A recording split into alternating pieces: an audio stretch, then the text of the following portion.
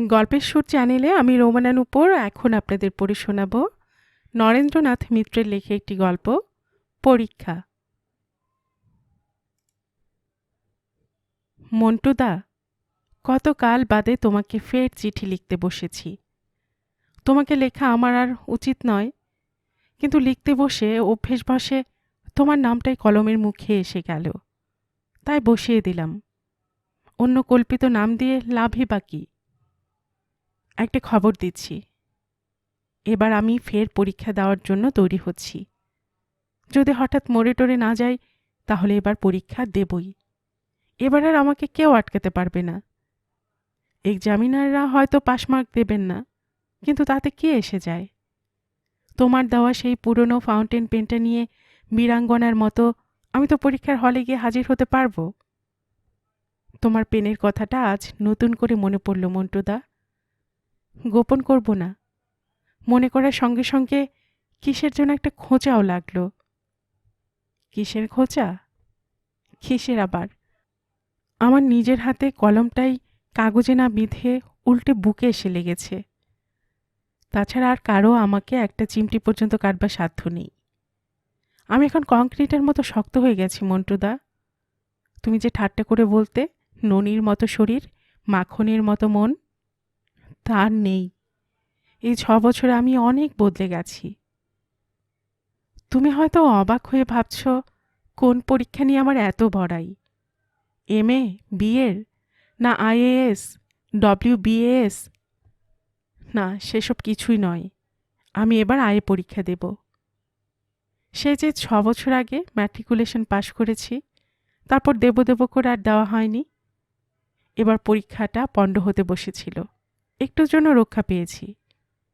23 বছর বয়সে আইএ পরীক্ষা দিচ্ছি। কত বড়াই! আমার এই বয়সে কত ছেলে মেয়ে প্রফেসরি করছে। 2টি মেয়েকে তো আমি জানি, তারা আমার সঙ্গে পড়তো, এখন কলেজে পড়ায়। যারা সব চাকরি বাকরির দিকে যায়নি, তারা ঘর সংসার করছে, ছেলে মেয়ে হয়েছে। তোমার মতে তারা পুরো গৃহস্থ। ভেবো না আমার ওসব কিছু হয়নি বলে আমি আফসোসে, দুঃখে, ক্ষোভে মরে যাচ্ছি। মোটেই তা নয়। কোনো দুঃখই আর আমার গায়ে লাগে না। ওয়াটার প্রুফের মতো আমি এখন দুঃখ প্রুফ হয়ে গেছি। রাত 1টা বাজল। ও ঘরে বাবা মা অনেকক্ষণ ঘুমিয়ে পড়েছেন। এ ঘরেও তক্তপোষের ওপর আমার সবচেয়ে ছোট বোন টুলু লেপের মধ্যে জড়সড় হয়ে রয়েছে। শুধু আমাদের বাড়ি কেন, এই 3 পুকুর গাঁয়ের কেউ বোধহয় এখন আর জেগে নেই। গণ্ডগ্রাম, এখানে সন্ধ্যের পর রাত দুপুর। তোমাদের কলকাতা শহর এখন নিশ্চয় এমন নিঝুম হয়ে পড়েনি। সেখানে এখনও লোকজন আছে, হইচই আছে। ঘরে ঘরে না হোক, রাস্তায় রাস্তায়, কলকারখানায় আলো জ্বলছে নিশ্চয়ই। কিন্তু তুমি, তুমি কি এখনো জেগে আছো? মনে তো হয় না। তুমি যা ঘুমকাতুরে মানুষ। কিন্তু বিয়ের পর মানুষের নাকি অভ্যেস টভ্যেস সব বদলে যায়। জানি নে তোমার কতখানি বদলেছে। বৌদি তোমাকে অত সকাল সকাল ঘুমোতে দেন কিনা জানি নে। একটু ঠাট্টা করে নিলাম মন্টুদা, কিছু মনে করো না যেন। তোমার সঙ্গে ঠাট্টা তামাশার পাট তো উঠেই গেছে, দেখাই হয় না আর ঠাট্টা তামাশা। শুধু তোমার সঙ্গে কেন, কারো সঙ্গেই হাসি ঠাট্টা বা আনন্দ আহ্লাদের সম্পর্ক আমাদের নেই। বহুকাল ধরে আমরা সিনেমা থিয়েটার দেখিনে, উৎসব অনুষ্ঠানে যাইনে, হইচই করিনে। আমরা ওসব ভুলে গেছি। আমাদের দিন রাত একেবারে রুটিনে বাঁধা। বাবা 8টার সময় খেয়ে অফিসে বেরিয়ে যান। এখান থেকে 25 মাইল দূরে তোমাদের কলকাতায় তার অফিস। যেতে আসতে সময় লাগে। বাড়িতে যখন ফিরে আসেন, তখন আবার সেই রাত 8টা। ছোট ভাই বোনগুলি ঘুমিয়ে পড়ে, আমি আর মা জেগে থাকি। সংসারে কাজকর্ম থাকলে মা সেসব সারেন। ভাই বোনদের ছেঁড়া জামা সেলাই করেন, হারিকেন আলোর সামনে বসে চাল ডাল বাছেন। যেসব কাজ কাল করতে হবে সেগুলো আগের দিন সেরে রাখেন, তবু তার কাজের অভাব হয় না, কাজ ফুরোয় না। যেদিন সত্যি কাজ করতে ইচ্ছে হয় না, সেদিন মা বসে বসে পড়েন রামায়ণ, মহাভারত, রামকৃষ্ণ কথামৃত, 20-25 বছর আগেকার মাধানু প্রবাসী ভারতবর্ষ। বাবা আগে আগে রাখতেন সেই সব সাময়িক কাগজ। আজকালকার দিনের বই মাকে এনে দিয়ে দেখেছি, কিন্তু এখনকার দিনের গল্প উপন্যাস পড়ে মা কোনো আনন্দ পান না। যখন পড়েন সেসব পুরনো বইই পড়েন। অল্প বয়সে যেসব বই তার ভালো লেগেছে এখনও সেইগুলি ভালো লাগে। সেই পুরনো বই, পুরনো গান, পুরনো আদর্শ, পুরনো ধরনের জীবন। তার বাইরে তিনি আসতে পারলেন না। আমার বাবাও সেকেলে মানুষ। 62 বছর বয়সে তার আর একেলে হবার আশা নেই। এখনকার দিনের চালচলন, ধরন ধারণ, সাহিত্য সঙ্গীত তার কিছুই পছন্দ নয়। তিনি সেই যুগে বাঁধা পড়ে আছেন। কিন্তু আমি তো সে যুগের মেয়ে নই।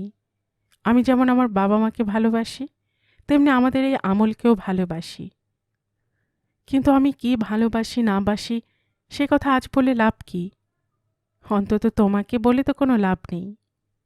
তুমি এত দূরে সরে গেছো, এত পর হয়ে গেছো, আমার ভালো মন্দ কিছুতেই তো তোমার কিছু এসে যায় না। সবই জানি, তবু কেন যে এই শীতের রাত্রে বসে তোমাকে চিঠি লিখছি, পরের স্বামীকে নিজের গোপন কথা অকারণে জানাচ্ছি, কেন যে এমন এক অসঙ্গত অসামাজিক কাজে হাত দিয়েছি তা শুধু জানি নে। তবে ভরসা এই চিঠি হয়তো শেষ পর্যন্ত তোমার হাতে গিয়ে পৌঁছাবে না। এর আগের শখানেক চিঠির মতো এ চিঠিরও সেই একই গতি হবে। এ চিঠিও ডাকঘরের মুখ দেখবে না, পোস্ট অফিসের ছাপ নিয়ে তোমাদের সামনে গিয়ে হাজির হবে না। এ চিঠি তোমার বউয়ের হাতে পড়বার ভয় নেই, এ চিঠি তোমার হাতে পড়বারও ভয় নেই। তাই আমি যা খুশি লিখে যেতে পারি। তাই এই চিঠির মধ্যে আমি নিশ্চিন্তে আমার সব কান্না ঢেলে দিতে পারি, আমার সব সুখ সোহাগ স্বাদ আহ্লাদ মেটাতে পারি। মনে আছে আমার সেই তখনকার দিনের অল্প বয়সের চিঠিগুলি তোমার কত ভালো লাগতো।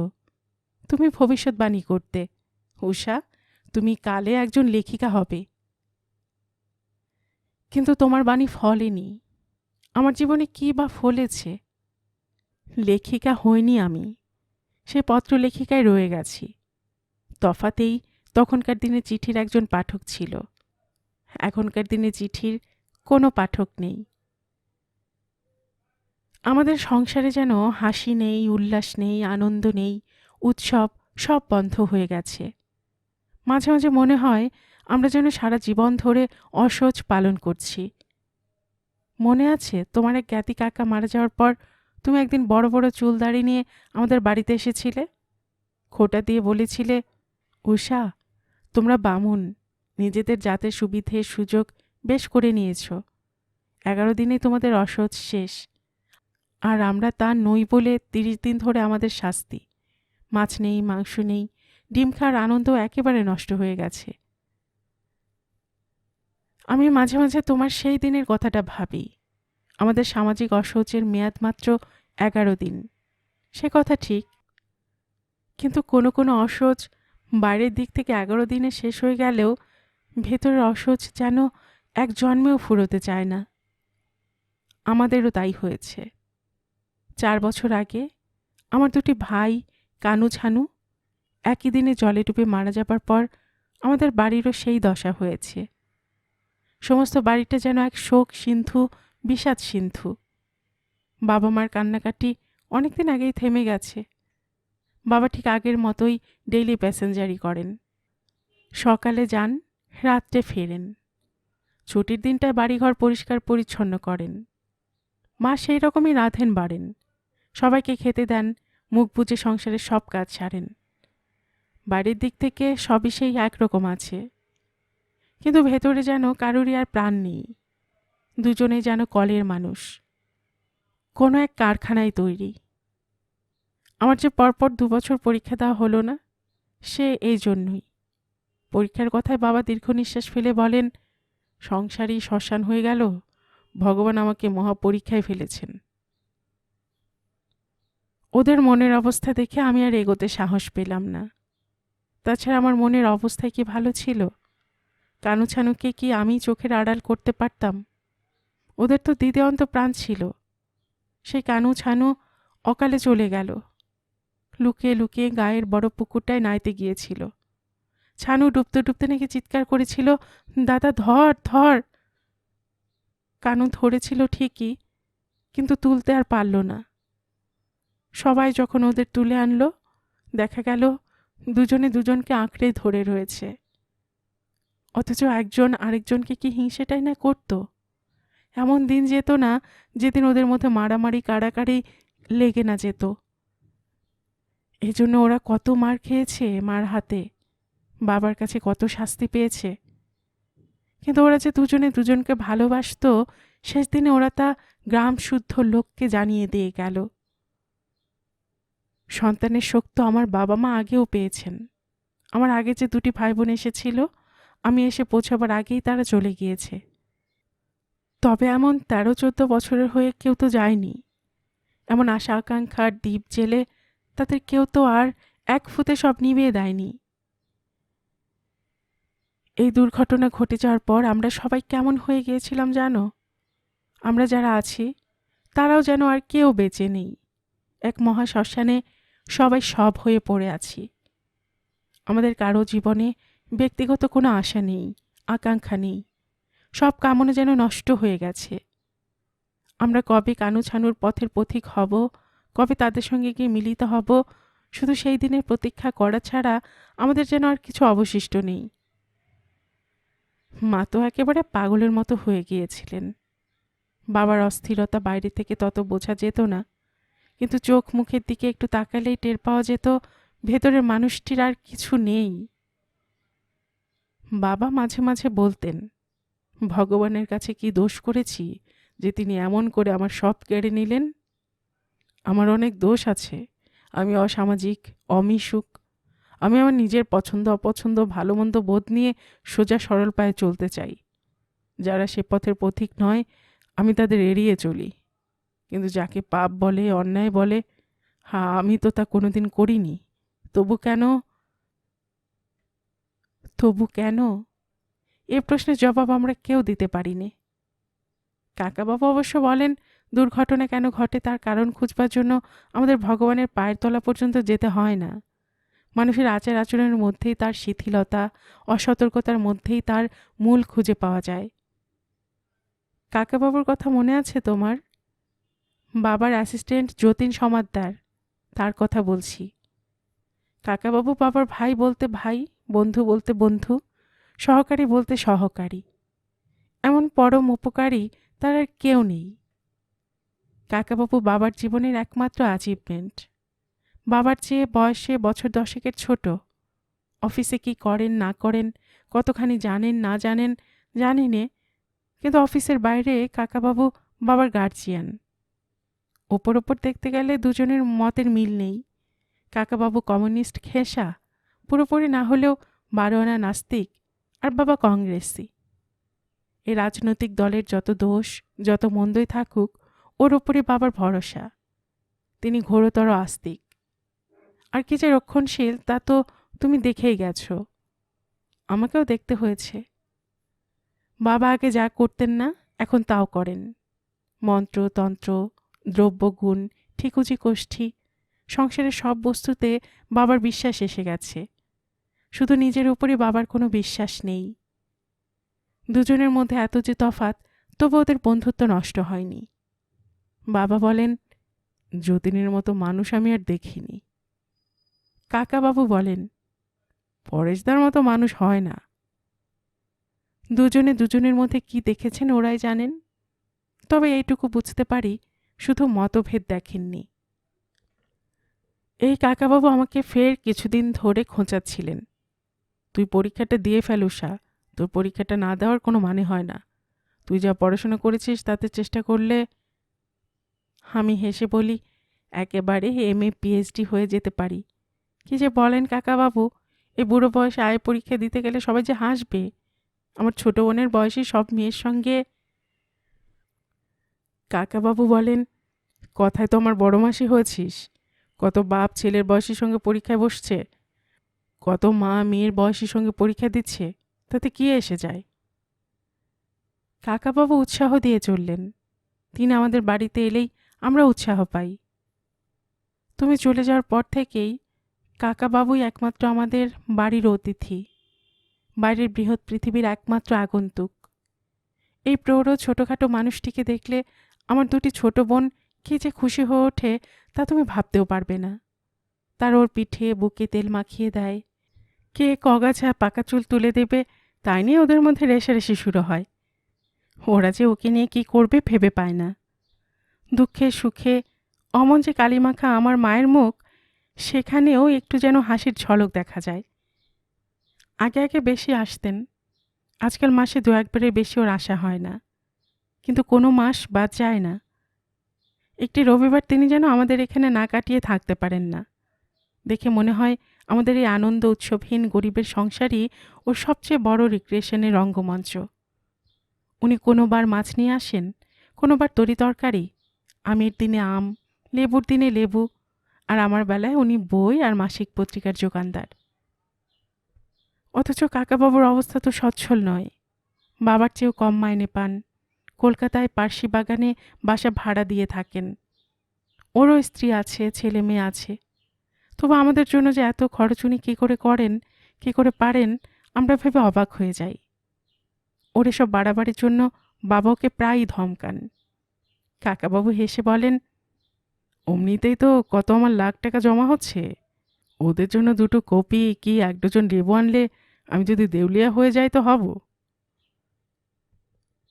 সম্পর্কে কাকা, বয়সও বুড়ো, তাই তার সম্বন্ধে পাতার পর পাতা লিখতে পারছি। এই যদি আর কেউ হতো তুমি নিশ্চয়ই হিংসেয় জ্বলতে। মনের কি ভুল দেখো, তুমি কি আর সেই তুমি আছো? কারো ওপর আমার পক্ষপাত দেখলে তোমার মনে হিংসে হবে, রাগ দুঃখ হবে? কাকাবাবুর কথা মতো বইপত্র জোগাড় করে আবার পরীক্ষার পড়া পড়তে বসলাম। কম্বিনেশন লজিক, সিভিক্স আর সংস্কৃত।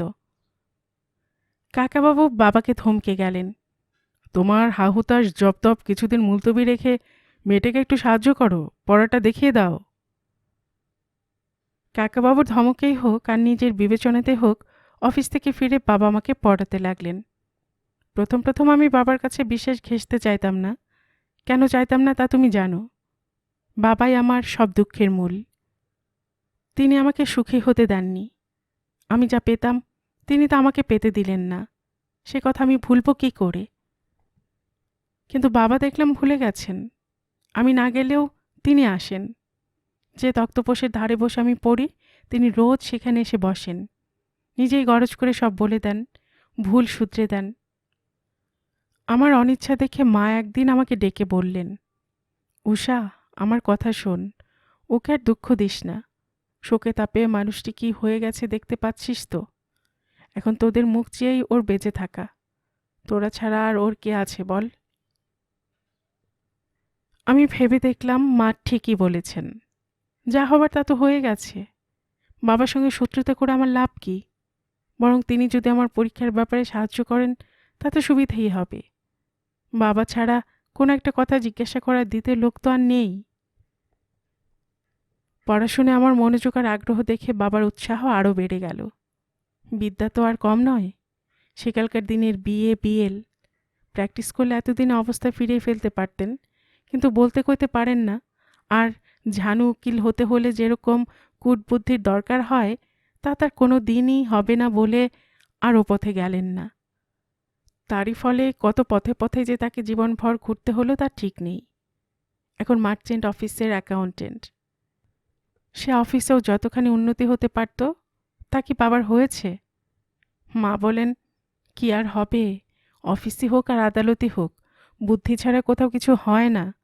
উনি কারো কাছে যাবেন না, কারো কাছে মুখ ফুটে কিছু বলবেন না। এমন মানুষের উন্নতি কখনো হয়? উন্নতি যে হয়নি, কোনোদিন হবেও না, বাবা সে কথা ভালোভাবেই জানেন। এক দুর্বহ দুঃখের বোঝা গোপনে গোপনে নেপথ্যে বয়েও বেড়ান। কিন্তু আমাকে নতুন করে পড়াতে আরম্ভ করে বাবা কিছুদিনের জন্য সব দুঃখ, নিরাশা, শোকতাপের কথা ভুলে গেলেন। তিনি যে সত্যি একদিন স্কুল কলেজে ভালো ছাত্র ছিলেন, ম্যাট্রিকুলেশনে একটা স্কলারশিপ পর্যন্ত পেয়েছিলেন, সেই কথা তার মনে পড়ে গেল। তিনি যেন একই সঙ্গে ছাত্র আর মাস্টার, পড়েন আর পড়ান। রাত অনেক হয়ে যায়, বাবার তবু পড়ানো থামে না। ইংরেজি, বাংলা, লজিক, সিভিক্স সব বিষয়ে বাবার সমান উৎসাহ। মাঝে মাঝে বলেন, বড্ড ভুল করেছি, পরের হিসাব নিকাশ করতে না গিয়ে যদি টিচিং লাইনে যেতাম। মা বাধা দিয়ে বলেন, হ্যাঁ, তাহলে আরও মরবার ফন্দি হতো। কিন্তু বাবা সে কথা কানে তোলেন না, বরং মাকে তাকিদ দিয়ে বলেন, ওগো, এক কাপ চা দাও তো। মা বলেন, এত রাত্রে আবার চা কিসের? বাবা বলেন, আহা, দাওই না। 100 টাকা দিলেও আজকালকার দিনে মেয়ের জন্য এমন প্রাইভেট টিউটর পেতে না, তুমি তো বিনে পয়সায় পেয়েছ। বাবা মার মধ্যে অনেক দিন এ ধরনের হালকা কথাবার্তা শুনিনি। ওরাও হাসি ঠাট্টা করতে পারেন, এ যেন আশ্চর্য ব্যাপার। মহসিন কলেজ থেকে আমি টেস্ট পরীক্ষা দেব স্থির হয়। বাবাই সব ঠিকঠাক করে এলেন। তারপর আমার টেস্টের ঠিক 1 মাস আগে বাবা হঠাৎ পুরো 1 মাস ছুটি নিয়ে বসলেন। সবাই তো অবাক। বছরের পর বছর বাবার পাওনা ছুটি সব নষ্ট হয়ে যায়, তিনি ছুটি নেন না, একটি দিনও কামাই করেন না। ছুটির কথা তুললে বলেন, বাড়িতে বসে বসে কি করব? সেই মানুষই 1 মাস ছুটি নিলেন। হেতু, আমার পড়াশোনায় সাহায্য করবেন। কাকাবাবু শুনে তারিফ করে বললেন, এতদিনে পরেশদার সুমতি হয়েছে, কেবল অফিস আর অফিস, নিজের বাড়িঘর বলে যে কিছু আছে সে কথা খেয়াল তো আর ছিল না। সকাল সন্ধ্যায় জোর পড়াশোনার ধুম চলল। মা একদিন বললেন, তুমি যেভাবে পড়াচ্ছ মেয়ে ফার্স্ট সেকেন্ড না হয়ে ছাড়বে না। সপ্তাহখানেক যেতে না যেতে এক কাণ্ড ঘটল। কাকাবাবু সেই রবিবার কিন্তু একা এলেন না, আর এক ভদ্রলোককে সঙ্গে করে নিয়ে এলেন। তিনি বাবার বয়সী নন, কাকাবাবুর বয়সীও নন, তোমার চেয়েও বয়স তার কম। ওরা সবাই বললেন 30-এর নিচেই হবে। নামটা কি বলবো? কি হবে নাম শুনে?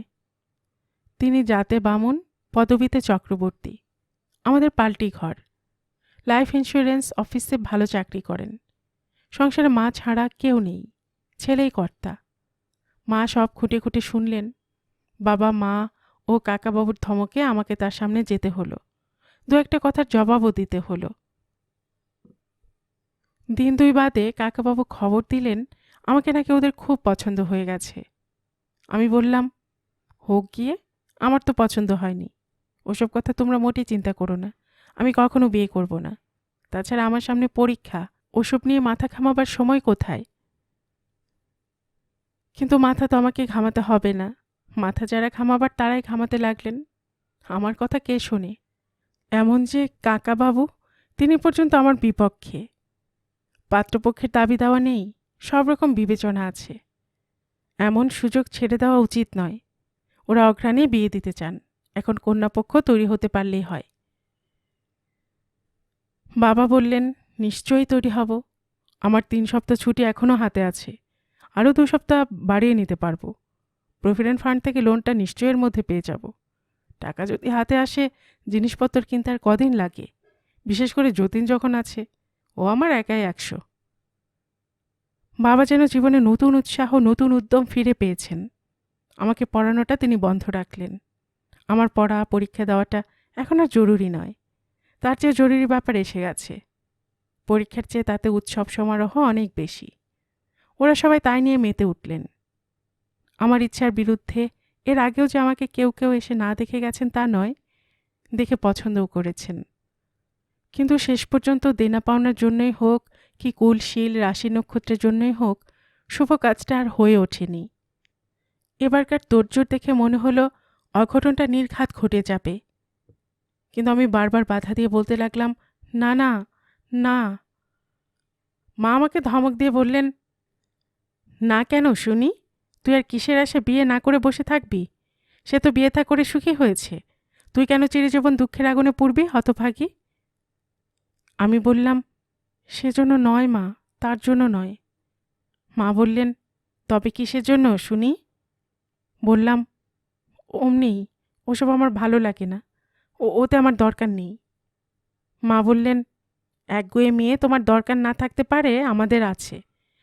নিজের ভালো মন্দ বুঝবার বয়স তোমার এখনো হয়নি। বাবা এবার আর রাগ করলেন না, দুঃখের সঙ্গে করুণভাবে আবেদন করলেন। আমার পিঠে হাত রেখে বললেন, কোনো দিন আমি সুখের মুখ দেখিনি উষা, সারা জীবন কেবল দুঃখই পেয়েছি। ভগবান যা দিয়েছিলেন তা কেড়ে নিলেন। মানুষের কাছ থেকেও কেবল অবহেলা, অশ্রদ্ধা, অসম্মান কুড়িয়ে কুড়িয়ে ঝুলি ভর্তি করলাম। আজ তোরাও যদি... আমি আর থাকতে না পেরে বললাম, বাবা, তোমরা যা ভালো বোঝো করো, আমি আর কোনো কিছুতে বাধা দেব না। সেই মুহূর্তে আমি 6 বছর আগের ঘটনা একেবারেই ভুলে গেলাম। তিনি যে তোমার মুখের উপর আমার সামনে তোমাকে অসম্মান করেছিলেন, তোমাকে আমাদের বাড়িতে আসতে নিষেধ করে দিয়েছিলেন, সেই রাগ, সেই দুঃখ, তার প্রতিশোধ নেওয়ার ইচ্ছা আমি অনেক দিন ধরে মনের মধ্যে পুষে রেখেছিলাম মন্টুদা। কিন্তু নিজের অজান্তে আস্তে আস্তে কী করে যে তা ক্ষয় হয়ে গেছে আমি টের পাইনি। আমার সেই কঠোর সংকল্পের পর আরও কত কঠিন কঠিন ঘটনাই না ঘটল। বাবার চোখের জলে অনেক প্রতিজ্ঞা ভেসে গেল। তারপর তোমার বিয়ের খবর শুনলাম।